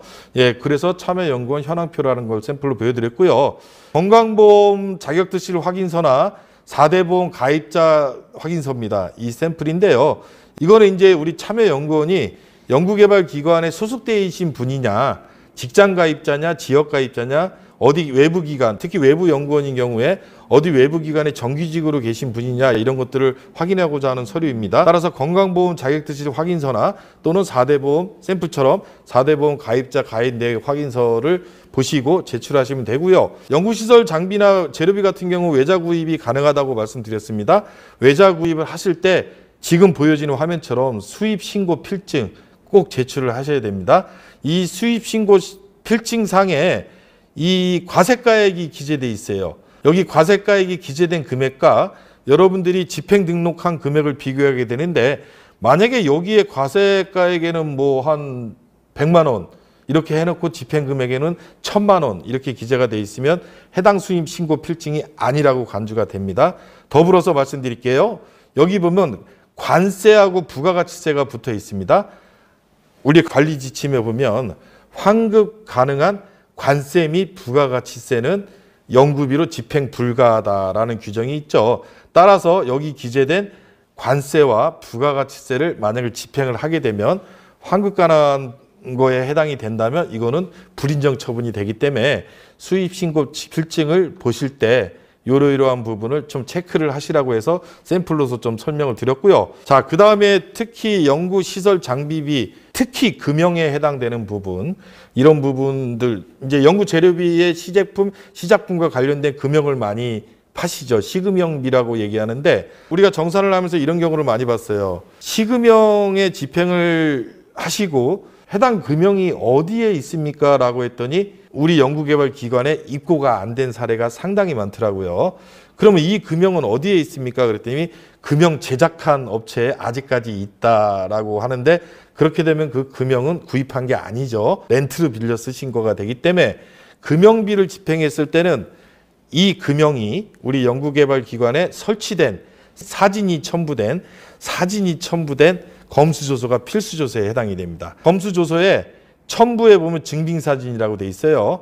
예, 그렇기 때문에 특히 금형에 대해서는 사진이 첨부돼야 될 것이고요. 그 다음에 연구시설 장비비, 연구재료비에 대해서는 가공거래를 했느냐, 실질거래를 했느냐, 실질이 입고가 됐느냐, 아니면 서류상의 거래만 했느냐 이런 게 확인이 되게 중요하다 보니까 연구활동비까지 검수조서를 요구하진 않아요. 근데 연구시설 장비비와 연구재료비는 가급적 사진이 첨부된 이 검수조서는 상당히 필수 증빙에 해당이 된다라고 하시면 되고요. 자, 지금 보여지는 화면은 국외여비와 관련된 증빙 화면인데요. 여권입니다. 여권인데 오른쪽에 보여지는 화면이 여권이에요. 여권의 앞면은 필요 없습니다. 여권의 앞면은 우리가 뭐 사진 보려고 그러는 거 아니기 때문에 필요 없고요. 비자가 중요합니다. 왜냐하면 더불어서 출입국에 관한 사실 증명이 중요한 게 참여연구원님이 해당 기간 동안 해외로 나갔다가 국외여비 집행 기간 동안 입국을 하셨는지, 그 다음에 국외여비 집행 기간으로 가셨는지 그 부분에 대해 확인을 하고자 하는 것입니다. 왜냐하면 연구개발기관에 자체 기준을 쓰는데 국외여비에 대해서도 아마 미주 지역, 유럽 지역, 아메리카, 아프리카, 아시아 지역에 따라서 아마 정액급으로 지급하는 금액이 다르실 걸로 이해가 되는데 예를 들어서 유럽 지역으로 출장 가셨다고 해서 유럽 지역에 해당되는 일비, 식비, 정액비를 지급받았는데 실제 가신 걸 봤을 때 아시아를 다녀오셨다. 그렇게 되면 여비 과다 지급이 생길 여지가 있죠. 그런 것들을 확인하고자 하는 거기 때문에 이 샘플을 보시고 그런 것들을 증빙으로 준비를 하시면 될 것 같고요. 자, 출장 보고서입니다. 예, 출장 보고서인데 출장 결과 보고서는 국외 여비의 필수 증빙이라고 말씀드렸어요. 국내 여비 같은 경우는 이제 출장 품위서, 뭐 지출결의서, 여비 내역 쓰면 되는데 국외 여비에는 출장 결과 보고서인데 출장 결과 보고서의 가장 중요한 사항은 무슨 목적으로 어디를 왜 갔다 왔는지 그게 확인이 돼야 됩니다. 예, 내용이 있어야 된다는 얘기죠. 출장을 분명히 가신 건 맞는데 본 과제와 연관된 출장을 가셨는지를 확인하고자 하는 목적이겠죠. 그냥 출장 가셨는데 본 과제와 전혀 상관없는 출장을 갔을 때 우리 연구비로 국외 여비를 집행을 인정해 줄 수가 없는지라 무슨 목적으로 누가 어디를 왜 갔다 왔는지 이런 항목들이 꼭 기재가 돼 있어야 되는 내용이고요. 자, 회의록 같은 경우는 이제 오른쪽 샘플 화면인데요. 10만 원 이하의 회의비를 집행이 됐을 때는 회의록은 없어도 됩니다. 대신 회의 장소, 회의 일시, 회의 참석자, 외부 참석자는 누구, 회의 내용은 뭐 이런 것들이 내부 결제에 기재가 되어 있어야 돼요. 회의록이 없더라도. 그런데 10만 원을 초과하는 경우에는 보여지는 화면처럼 회의록이 필수 증빙에 해당이 되는데, 아니 회의록이 없어도 내부 결제 문서에 기타 등등 내용 다 쓰래매. 그럼 회의록하고 무슨 상관이야? 예, 차이가 있죠. 밑에 확인자 서명입니다. 참석자 서명인데 회의록에는 참석자 서명이 꼭 있어야 되지만 내부 결제 문서에는 외부 참석자의 소속, 직위, 성명만 있으면 되고 서명까지는 없어도 된다. 그 차이점이 있는 겁니다. 따라서 10만 원을 초과해서 회의비를 집행하느냐, 10만 원 이하의 회의비를 집행하느냐에 따라서 회의록이 필수 증빙에 해당이 되고 안 되고, 회의록이 필수 증빙에 해당이 되면 참석자의 서명이 있어야 된다라는 내용이 될 것이고요. 자, 그다음에 초과 근무 대장. 예, 그렇죠. 사용용도 7호 연구과제 운영비에 초과 근무 식대를 집행할 수 있도록 되어 있는데, 우리 1인당 1일 1만 원까지 인정이 되죠. 예, 평일 점심 식대는 인정이 안 되고, 우리 기정원 과제의 특징입니다. 1인당 하루에 1만 원까지만 인정이 돼요. 하루에 나는 밥을 2번 먹을 수 있지 않느냐? 아닙니다. 하루에 1일 1만 원까지 인정이 되는데, 보여지는 샘플 화면처럼 이건 샘플입니다. 꼭 이렇게 작성하라는 뜻이 아니라, 이게 아니더라도 초과 근무를 누가 몇 시부터 몇 시까지 무슨 목적으로 했는지를 알아야 되기 때문에 오버타임 관리 대장은 꼭 있어야 되는 거고요. 자, 아까 말씀드렸어요. 연구수당을 집행할 때 기여도 평가서가 필수라고 말씀드렸는데, 기여도 평가서는 뭐 어떻게 만드는 겁니까? 우린 중소기업에 대해서 기여도 평가서 제대로 못 만들 거예요. 그래서 샘플 화면을 보여드렸어요. 이런 식으로 평가 항목이 어느 정도 좀 들어가야 됩니다. 그래야지만 기여도가 A, B, C, D, E 연구원별로 어느 정도 기여도가 판정이 될 텐데, 예를 들어서 뭐 참여도나 연구 업적이나 그다음에 대외활동 과제 운영 이런 식으로 저희가 예를 한번 들여서 보여드렸는데, 이거를 이제 우리 연구개발기관의 특성에 맞게끔, 우리 연구개발기관의 연구과제의 특성에 맞게끔 해당 샘플처럼 연구수당 기여도 평가서를 작성하시면 된다라는 말씀입니다. 불인정 사례에 대한 이제 공통사항인데요. 이거는 아까 세목별로 다 말씀드렸어요. 다 말씀드렸기 때문에 또 말씀드리면 이제 뭐 이중으로 말씀드린 거니까 생략을 하려고 하는데요. 아까 세목별로 말씀 안 드린 부분을 좀 강조드려 볼게요. 연구시설 장비비입니다. 연구재료비는 아니고요. 연구시설 장비비는 최종 연도 협약기간 종료 2개월 전까지, 이걸 좀 강조드립니다. 1차 년도, 2차 년도 있는데 1차 년도 종료까지가 아니에요. 2년차 과제를 했을 땐 최종 연도 종료 2개월 전까지 연구시설 장비비를 집행하시고 인도도 받고 검수까지 이루어졌다라는 내용인데, 외자 구입을 해서 인보이스를 받고 돈은 지급을 했는데 우리가 2개월 전까지 물건은 배를 타고 들어오다 보니까 태평양에 떠 있다. 그런 불인정 대상인 겁니다. 들어와서 검수까지 다 끝나야 돼요. 근데 들어는 왔다. 근데 검수를 안 했다. 검수를 못 했다. 계속 시운전만 한다. 이것도 구입한 게 간주가 안 됩니다. 검수까지 종료를 2개월 전까지 끝나는 부분만 인정이 된다라는 거고요. 이거는 아까 협약기간 예외사항에도 해당이 안 된다고 강조드렸어요.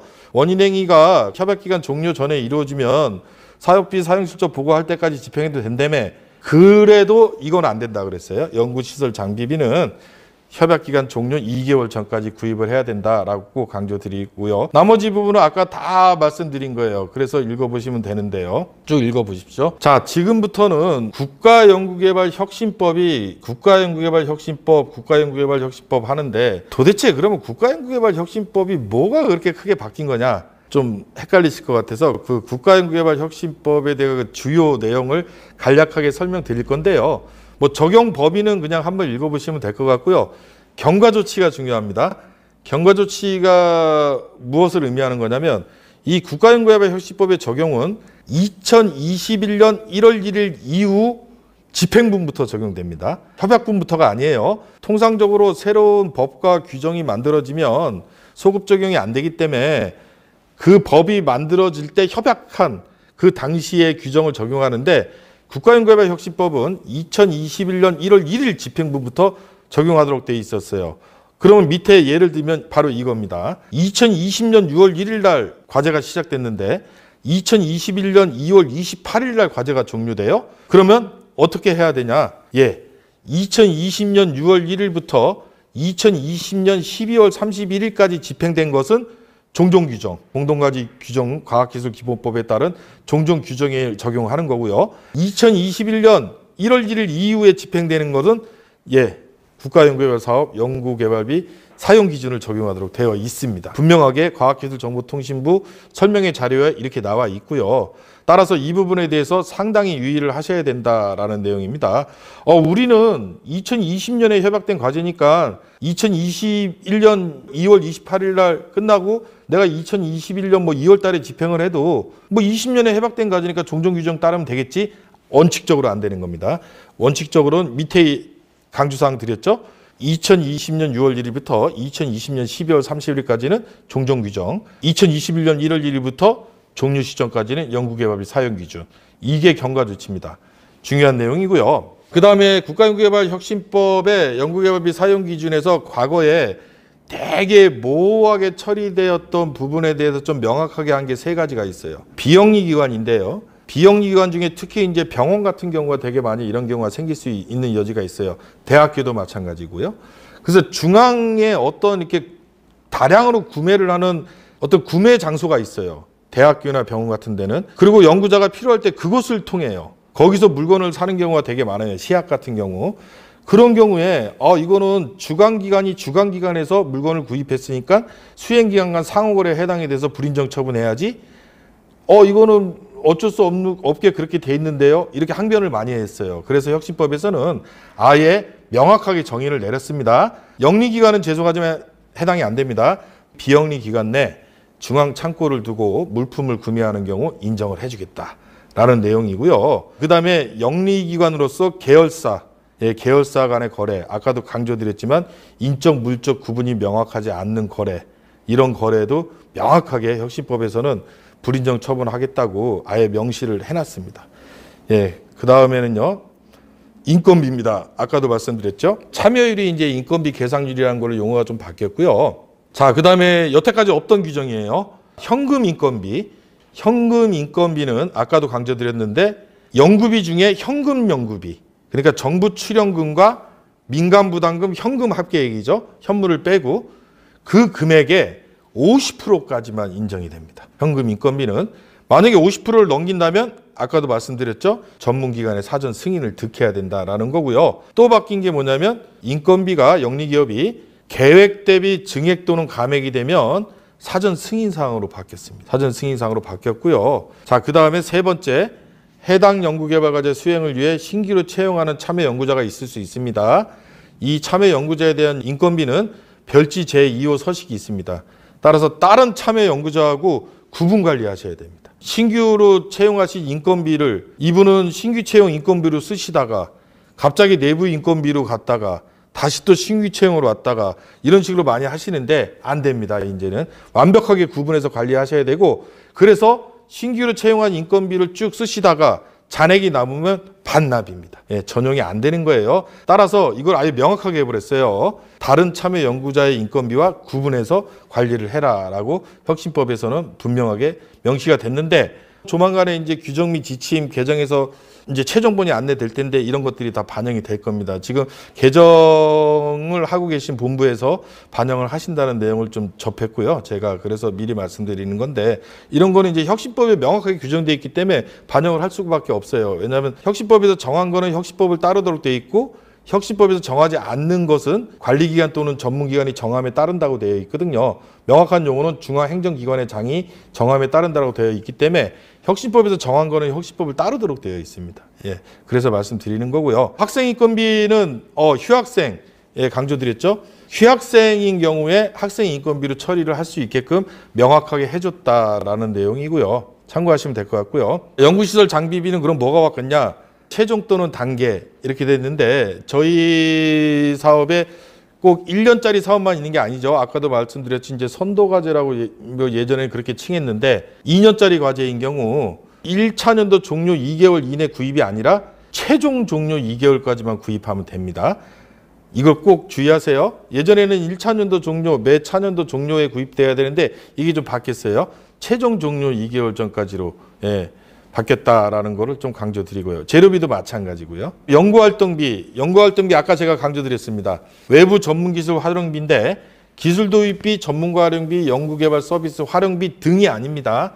등이 없어요. 여기서 강조드리는 건 기술 도입비, 전문가 활용비, 연구개발 서비스 활용비 이 세 가지 항목으로 집행이 될 때는 이것들을 외부 전문기술 활용비라고 하는데 이것은 직접비의 40% 범위 내에서라고 되어 있습니다. 이 또한 40%를 초과해서 내가 꼭 사용할 수밖에 없다. 내가 해외 연구개발 서비스 활용을 좀 해야 되는데 해외에 있는 전문가한테 활용을 받다 보니까 금액이 좀 많이 들어간다. 그러다 보니까 40%를 초과할 수밖에 없다. 이거는 당연히 이제 사전에 전문기관의 승인을 득하시면 되는데, 자, 여기서 주의할 사항.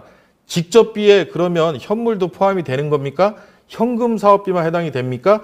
예, 명확하게 현금이라고 규정된 게 없습니다. 아까 현금 인건비 경우에는 현금 사업비 50%라고 현금이라고 명칭이 되어 있었는데 지금은 그냥 직접비의 40%까지라고 규정되어 있는 거를 봤을 때 저는 현물도 당연히 포함되는 금액으로 해석은 합니다. 그 다음에 소프트웨어 활용비입니다. 소프트웨어 활용비가 연구활동비 중에 분명히 있어요. 그런데 여기서 중요한 거예요. 소프트웨어 활용비가 무조건 다 된다? 안 됩니다. 중요한 사항입니다. 소프트웨어 활용비는요, 연구 개발 과제 종료, 아까 말씀드렸죠? 협약기간, 최종 협약기간 종료 2개월 전에 구입하셔야 돼요. 마지막 달에 구입하는 소프트웨어 활용비 안 돼요. 최종 종료 2개월 전에 해야 되는 게 혁신법 내용인데 이 혁신법에서 명확하게 규정됐기 때문에 아마 우리 기정원의 지침도 이렇게 따라갈 가능성이 되게 높아요. 이 부분에 대해서 강조드리고요. 자, 그 다음에 이런 거 있죠. 라이센스를 활용할 수 있잖아요. 어디에서 우리가 라이센스를 좀 활용하는데 과거에는 이렇게 됐습니다. 연구 개발 기간이, 최종 기간이 2020년 12월 31일 날 끝나면 2020년 7월 1일 날 1년짜리 계약을 맺어서 2021년 6월 30일까지 라이센스를 활용하기로 해서 이걸 집행을 했다. 활동비로. 그러면 2020년 12월 31일까지는 인정이 되고 2021년 1월 1일부터 6월 30일까지는 과제 기간 이외에 해당이 된다. 그래서 안분 계산을 해서 6개월치는 불인정을 했어요. 그러다 보니까 우리 연구개발기관에서 어떤 항변이 많이 나왔냐면 아니 계약 자체가 이렇게밖에 안 되는데 계약이 1년 단위로밖에 안 되는데 이렇게 불인정해버리면 연구를 하라는 거냐 말라는 거냐 이런 내용이 되게 많아서 혁신법에서는 반영을 시켰습니다. 어떻게 반영시켰냐면요. 이게 라이센스와 관련된 건데요. 계약이 최소 단위가 1년짜리밖에 안 돼. 그러면 과제 기간을 넘어가는 부분도 인정을 해줍니다. 예, 연구개발과제 종료 이후에 기간도 인정이 되는데 여기서 중요한 내용이 뭐냐면 최소 단위가 그 정도 된다는 걸 입증하셔야 돼요. 확인해봤더니 최소 단위가 6개월도 되고 월 계약도 되고 일 계약도 돼. 그런데 굳이 1년을 해. 그건 인정이 안 돼요. 1년으로밖에 계약이 안 되는 경우, 최소 단위가 이 정도밖에 계약이 안 되는 경우에 해당이 된다라는 걸 말씀을 드리는 거고요. 그 다음에 이 부분에 대해서는 일단은 국가연구개발혁신법의 주요 내용이니까 기재를 해서 설명을 드리는데 우리 전문기관에서 이 부분에 대해서 어떻게 방침이 나올지는 모르겠으나 이제 저는 가능할 거라고 예측을 해요. 왜냐하면 연구개발 사용기준에서도 분명히 명시가 되어 있는데 우리 기정원에서 이걸 반하는 지침은 안 나올 것 같은데 바로 연구 지원 인력에 대한 겁니다. 연구 근접 지원 인력이라고 용어가 바뀌었는데요. 비영리 기관의 인건비를 사용할 수 있다고 말씀드렸잖아요. 근데 과거에 연구수당, 여비 이런 거 집행이 안 됐어요. 예, 여비도 집행이 안 되고 인건비만 집행이 됐는데 이제는 연구활동비도 지급이 가능한 걸로 바뀌었다라는 내용일 테입니다. 자, 그 다음에 이 부분이 더 중요하죠. 예, 지금부터 말씀드리는 부분은 정산 면제 규정이 사실은 혁신법에서 없어졌어요. 혁신법에 뭐 직접비의 5% 이내면 정산을 면제한다. 뭐 이런 규정이 없었으나 아까도 말씀드렸듯이 중앙행정기관이 별도로 정할 수 있다고 그랬습니다. 중앙행정기관이 별도로 정할 수 있다고 했고 아마 중소기업기술정보진흥원에서는 수행기간별로 직접비의 5% 이내이고 연차별로 1천만 원 이내로 사용용도 7호에 해당되는 연구과제 우정비를 아마 제한을 걸 것 같아요. 이 부분은 제가 봤을 때 풀리지가 않을 것 같으니까 이 부분은 혁신법을 잊으시는 게 좋은 것 같다라는 내용이고요. 영리기관 주의사항입니다.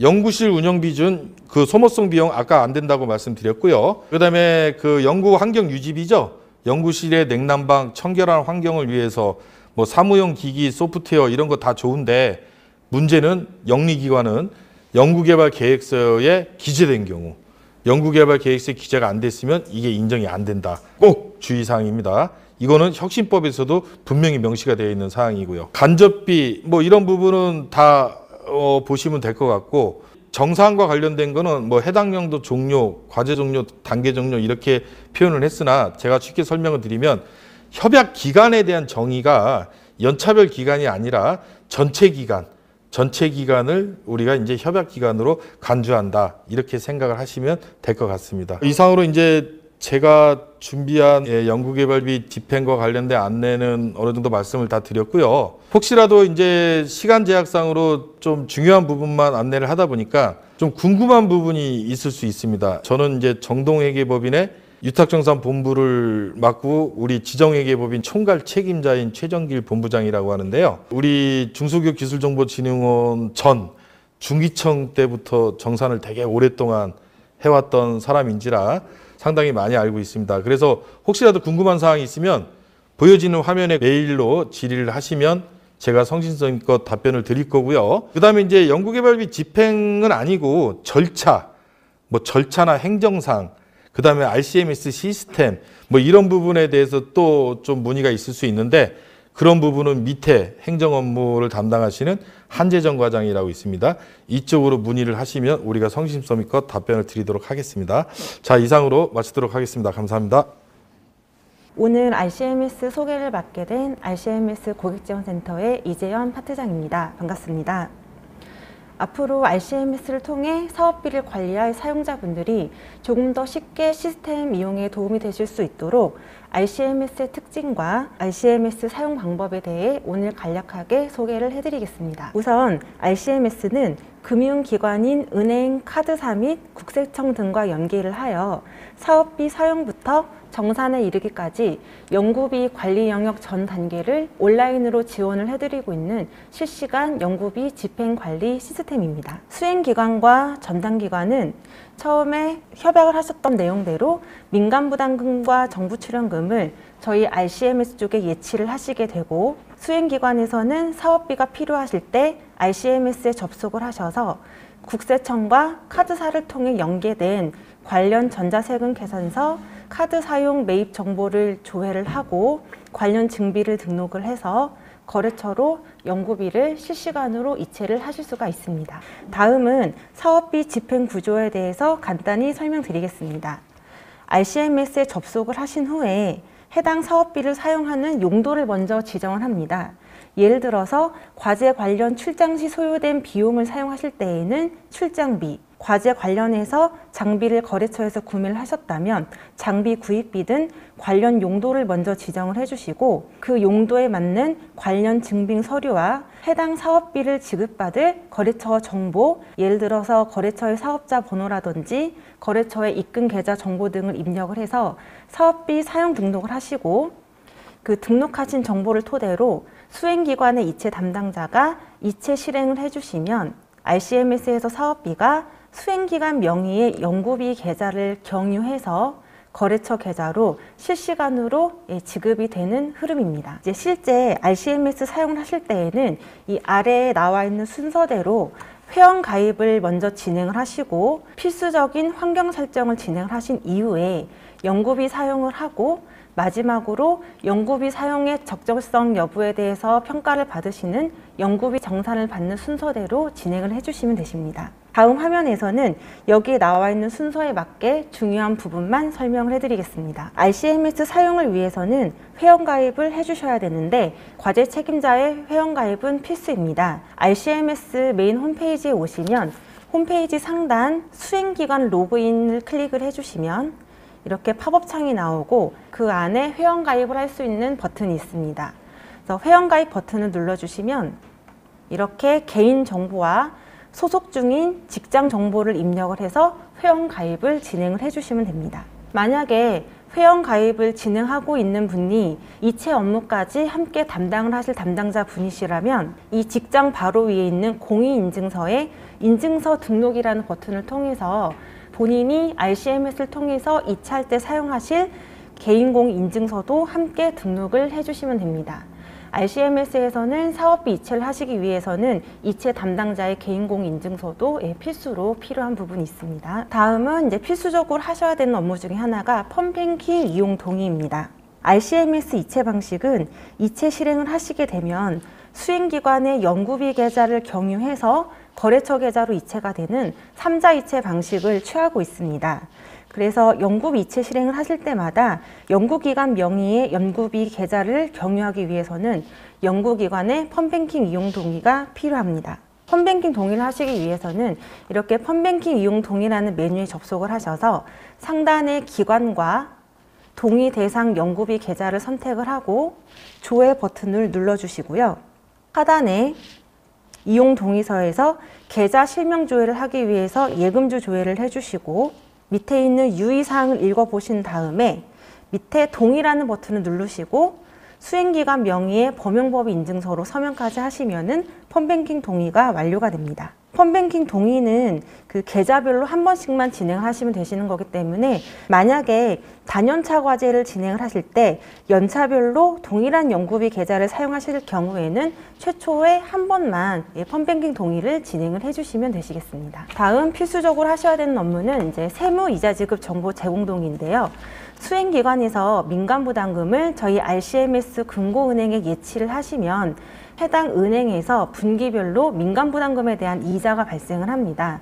그러면 그 민간부담금에 대한 이자를 저희 RCMS에서 수행기관 연구비 계좌로 분기별로 지급을 해드리고 있는데요.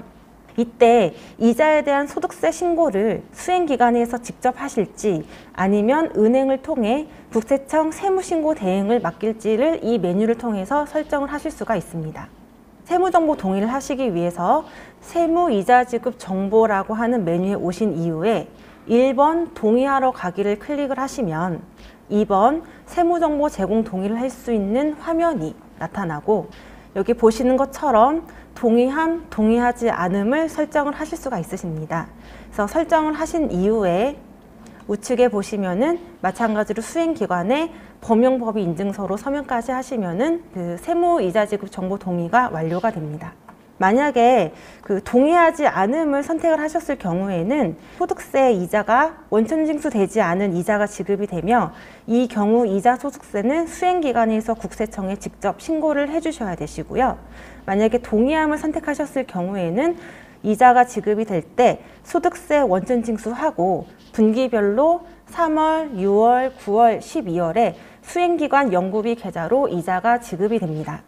그리고 이 세무정보 동의는 이제 과제별로 하시는 게 아니라 수행기관의 사업자 번호별로 최초에 한 번씩만 진행을 해주시면 되시겠습니다. 다음 필수적으로 하셔야 되는 업무는 협약정보 확인입니다. 이제 수행기관과 전담기관이 협약을 하시면 전담기관 과제관리 시스템에서 저희 RCMS 쪽으로 협약한 정보를 연계를 해주시는데 그 연계해준 협약 정보가 정확한지를 다시 한번 RCMS에 오셔서 확인을 하시는 절차입니다. 과제 책임자가 협약 정보 확인이라는 메뉴에 들어오셔서 목록에서 해당 대상 과제를 선택을 하고 조회를 누르신 다음에 이 협약 정보 확인 목록에서 과제 번호를 클릭을 하시면 이렇게 협약 정보를 확인을 할 수 있는 팝업 창이 나옵니다. 여기에 보시면 사업비 구성, 수행기관, 참여연구원, 과제 조회 권한자 총 4개의 탭을 통해서 협약하신 정보를 보실 수가 있고 내용을 탭별로 들어가셔서 검토를 하신 다음에 이상 사항이 없으시면은 하단 사업비 사용 시작 전 필수 확인 사항에 모두 체크를 하고 2번에 사업비 사용 시작이라는 버튼을 주관기관의 과제 책임자가 대표로 눌러주시면 됩니다. 해당 업무를 진행을 하셔야 사업비를 사용을 하실 수가 있고 해당 업무는 연차가 변경될 때마다 진행을 하는 사항이기 때문에 주관기관의 책임자라면 연차별로 과제 시작할 때 잊지 말고 해당 업무를 진행을 해주시면 되십니다. 다음은 이제 연구비 카드를 등록하는 방법에 대해서 설명을 해드리겠습니다. 카드를 이용한 연구비를 사용하기 위해서는 먼저 RCMS에 법인카드 또는 연구비 전용 카드를 등록을 하셔야 됩니다.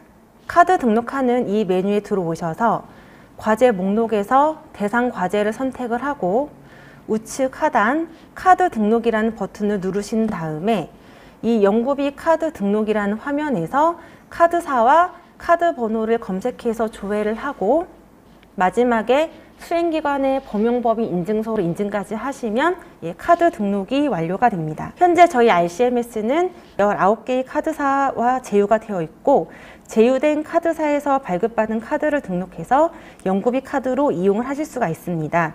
그 제휴 카드사 정보는 저희 RCMS 홈페이지에 오시면은 목록을 확인하실 수가 있습니다. 한 과제에 이용이 가능한 카드는 등록 개수에 제한이 없기 때문에 여러 장 등록해서 이용을 하실 수가 있으시고요. 그 카드 등록 관련해서 조금 주의를 하실 거는 저희하고 제휴가 되어 있는 그 대부분의 카드사가 기존의 수행기관이 이미 그 발급받아서 사용하고 있었던 일반 법인카드를 사용하실 수가 있는데요. 앞으로 언급드릴 4개의 카드사 같은 경우에는 일반 법인카드는 RCMS에서 사용이 어렵기 때문에 영구비 전용카드로 별도로 발급을 받아서 이용을 해주셔야 됩니다. 그 4군데의 카드사가 삼성카드, 신한카드, 현대카드, 농협카드입니다. 그래서 혹시라도 제가 말씀드렸던 이 4개의 그 카드를 이용하실 예정이시라면은 RCMS에서 이용이 가능한 영구비 전용카드 상품으로 발급을 받아서 등록 후에 이용을 해주시면 되시겠습니다. 다음은 이제 이체 비밀번호 설정입니다. 사업비를 거래처로 이체를 하기 위해서는 이체 담당자가 해당 메뉴에서 개인이 사용하실 이체 비밀번호를 지정을 해주셔야 됩니다. 이체 담당자라면 이 메뉴에서 이제 본인만 쓰실 번호를 지정을 하시는 건데 여기 1번에 보시면 쓰실 이체 비밀번호를 8자리에서 15자리 이내로 지정을 하시고 2번에 등록 버튼을 눌러주시면 이렇게 인증서 창이 나옵니다. 그리고 이 인증서 창에서는 아까 회원가입을 할 때 이체 담당자라면은 개인공 인증서도 등록을 해야 된다라고 말씀을 드렸었는데 그때 등록한 개인공 인증서로 서명을 하셔야 이체 비밀번호 등록이 완료가 됩니다. 여기까지 사전 준비 사항을 완료하셨으면은 이제 RCMS에서 영구비 사용 내역을 등록하고 이체 실행하는 방법에 대해서 알아보겠습니다. 이 영구비 사용 등록은 이제 실제 영구비 이체를 위해서 사용 정보를 등록을 하는 메뉴입니다. 과제를 먼저 선택을 하시고 나서 이 밑에 보시면은 그 저희 RCMS의 영구비 사용 내역을 등록하는 방법은 2가지가 있습니다. 첫 번째는 비목 우선 등록, 두 번째는 증빙 우선 등록 방식입니다. 두 방식의 차이점은 사용 용도 선택과 전자증빙 등록 중 어떤 것을 먼저 입력하느냐에 있습니다. 둘 중에 어떤 방식을 선택을 하셔도 영구비를 편리하게 거래처로 송금하실 수가 있습니다. 지금 이 시간에는 그 비목 우선 등록으로 해서 전자세금 계산서와 영구비 카드를 사용하셨을 때 등록하는 방법에 대해서 간단하게 설명을 해드리겠습니다. 먼저 이 비목 우선 등록을 클릭을 하시면 이렇게 2번째 세부적인 정보를 등록할 수 있는 화면으로 이동이 됩니다. 그래서 2번 비목 선택에서 사용 용도를 먼저 선택을 해주시고 그 용도에 맞는 관련 증빙 서류를 3번의 증빙 파일 등록을 클릭을 하셔서 파일 등록을 해주시면 되시고요. 그 다음 5번으로 오셔서 증빙 구분, 전자세금 계산서, 카드, 현금 영수증, 기타 이 중에서 지금 거래처에서 전자세금 계산서를 받으셨으면 전자세금 계산서를 선택을 하시면 됩니다. 전자세금 계산서를 선택을 하시면 이렇게 전자세금 계산서를 조회할 수 있도록 내역 조회 팝업 창이 나옵니다. 그래서 세금 계산서 작성 일자를 기준으로 기간 조회를 하시거나 세금 계산서 승인 번호를 통해서 발급받은 계산서를 이 화면에서 조회를 하실 수가 있습니다. 지금 여기는 기간 조회로 되어 있기 때문에 기간으로 보시고 조회 구분에서 해당 발급받은 게 세금 계산서인지 아니면 면세 계산서인지 구분을 선택을 하시고 기준 일자는 그 세금 계산서 작성 일자 기준이기 때문에 그 작성 일자를 알고 계시면 그 작성 일자를 넣어서 조회 버튼을 눌러 주시면 됩니다. 조회 버튼을 누르시게 되면은 이렇게 인증서 창이 나오는데 저희가 그 전자세금 계산서 같은 경우에는 국세청 홈택스를 통해서 정보를 받아오고 있기 때문에 국세청 홈택스에 수행기관 명의의 법인인증서를 하나 등록을 하셔야 되고 그 등록되어 있는 동일한 인증서로 이렇게 RCMS에서 계산서를 불러올 때 인증을 해주시면 됩니다. 정상적으로 이제 인증이 되면은 이렇게 목록을 통해서 계산서를 불러오실 수가 있고 이 중에서 연구비로 등록할 계산서를 선택하신 다음에 우측에 저장 버튼을 눌러주시면 됩니다. 그래서 이제 저장까지 눌러주시면은 다시 이제 원래 화면에 밑에 보시면 거래처 정보가 있습니다. 이 거래처 정보는 세금 계산서를 발급을 해줬던 그 공급업체의 정보가 자동으로 기재가 되고요. 수행기관에서는 이 밑에 있는 입금 계좌에다가 해당 사업비를 어떤 거래처에 그 입금 계좌로 보내실지 거래처의 계좌 정보를 직접 여기에 넣어주시고 예금주 조회를 누르신 다음에 다음 단계를 클릭을 하시면 됩니다. 그러면 이렇게 최종 확인 단계라고 해서 바로 전 단계에서 등록한 정보가 정확한지를 이 메뉴에서 한 번 더 검토를 해주시고 2번에 보시면 사용 등록을 눌러서 등록을 마무리를 해주시면 됩니다. 지금까지 전자세금 계산서를 등록하는 방법을 좀 안내를 해드렸고요. 이번에는 그 연구비 카드를 사용하셨을 경우에 등록하는 방법을 안내를 해드리겠습니다. 마찬가지로 그 비목 우선 등록을 클릭을 하시고 나서 그 다음 화면에서 세목과 세세목 증빙을 다 업로드를 해주시고 이 5번 증빙 부분에서 카드를 선택을 해주시면 되시고요. 카드를 선택을 하시게 되면은 이렇게 그 카드 사용 내역을 조회할 수 있는 팝업 창이 나옵니다. 그리고 여기 카드 목록은 아까 환경 설정할 때 등록되어 있는 카드 목록이 나오기 때문에 이용했던 카드를 선택을 하시고 카드를 사용한 사용일자를 조정해서 조회 버튼을 누르시면은 카드사에서 RCMS에 연계된 사용 정보를 검색을 하실 수가 있습니다. 여기에서 연구비 카드로 이제 등록하실 내역을 클릭을 하시고 우측에 저장 버튼을 눌러주시면 됩니다. 그래서 저장 버튼을 눌러주시면 마찬가지로 이렇게 거래처 정보가 자동으로 불러와서 입력이 되고 3번의 다음 단계를 누르신 다음에 마지막 최종 확인 단계에서 입력 정보가 올바른지를 검토하셔서 사용 등록을 눌러주시면은 카드 증빙으로 등록하시는 업무가 마무리가 되는 겁니다.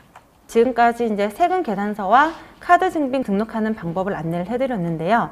일단 전자세금 계산서 같은 경우에는 아까 사용 등록을 할 때 그 거래처의 계좌 정보를 입력을 하는 그 메뉴가 있었는데 카드 같은 경우에는 지금 보시는 것처럼 거래처 정보만 나와 있지 입금 계좌 번호를 입력을 하는 란이 없습니다. 그래서 이 두 가지 증빙의 가장 큰 차이는 전자세금 계산서 같은 경우에는 이렇게 사용 등록을 하고 이체 담당자가 이체 실행까지 직접 하셔야 실시간으로 거래처에 사업비가 송금이 되지만 카드 같은 경우에는 카드 대금 청구일 이전까지 제가 지금 설명드린 것처럼 카드 사용 내역을 등록만 하시면은 카드 대금 청구일에 맞춰서 자동으로 카드 결제 계좌로 저희 RCMS에서 그 사업비를 송금을 해드리고 있습니다.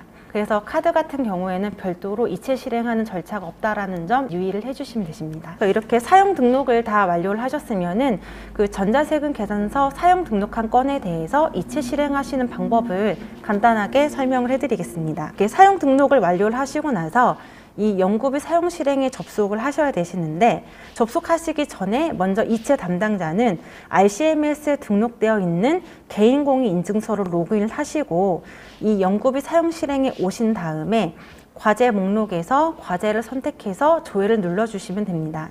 그러면 이렇게 사용 등록 내역에 등록했던 내역을 보실 수가 있고 이체할 내역을 체크하신 다음에 우측에 연구비 이체 실행이라는 버튼을 눌러주시면 됩니다. 연구비 이체 실행 버튼을 클릭을 하면은 이체 실행 팝업이 나타나고요.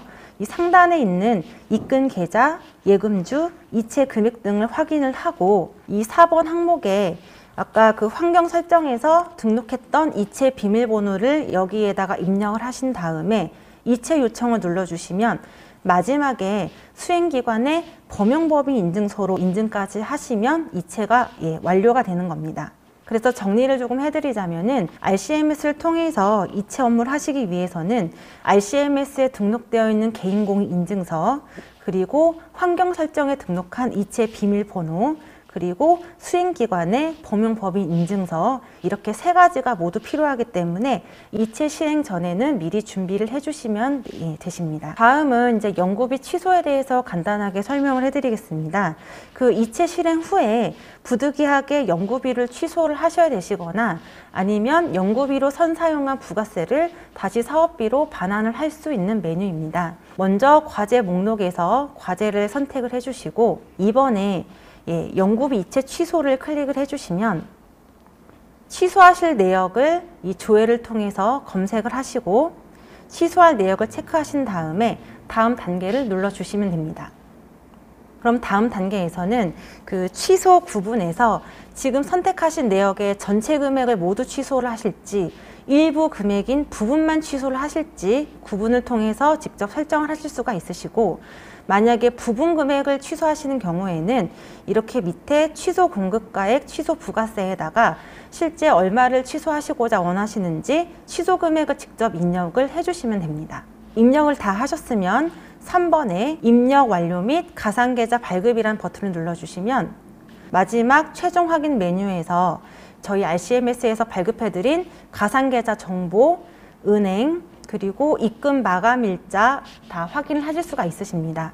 입금을 하실 때에는 이 입금 마감일자가 경과되기 이전에 정확한 금액을 가상계좌로 입금을 해주시면은 1시간 이내에 입금하신 금액이 다시 사업비 잔액으로 반영이 됩니다. 그 다음은 이제 부가세 복원입니다. 이제 추후에 국세청을 통해서 그 매입세 공제를 받을 수 있는 부가세 금액을 연구비로 선 사용을 하셨을 경우 선 사용한 부가세 금액을 다시 사업비로 반환을 할 수 있는 메뉴입니다. 마찬가지로 과제를 선택을 하신 다음에 2번 부가세 복원을 클릭을 합니다.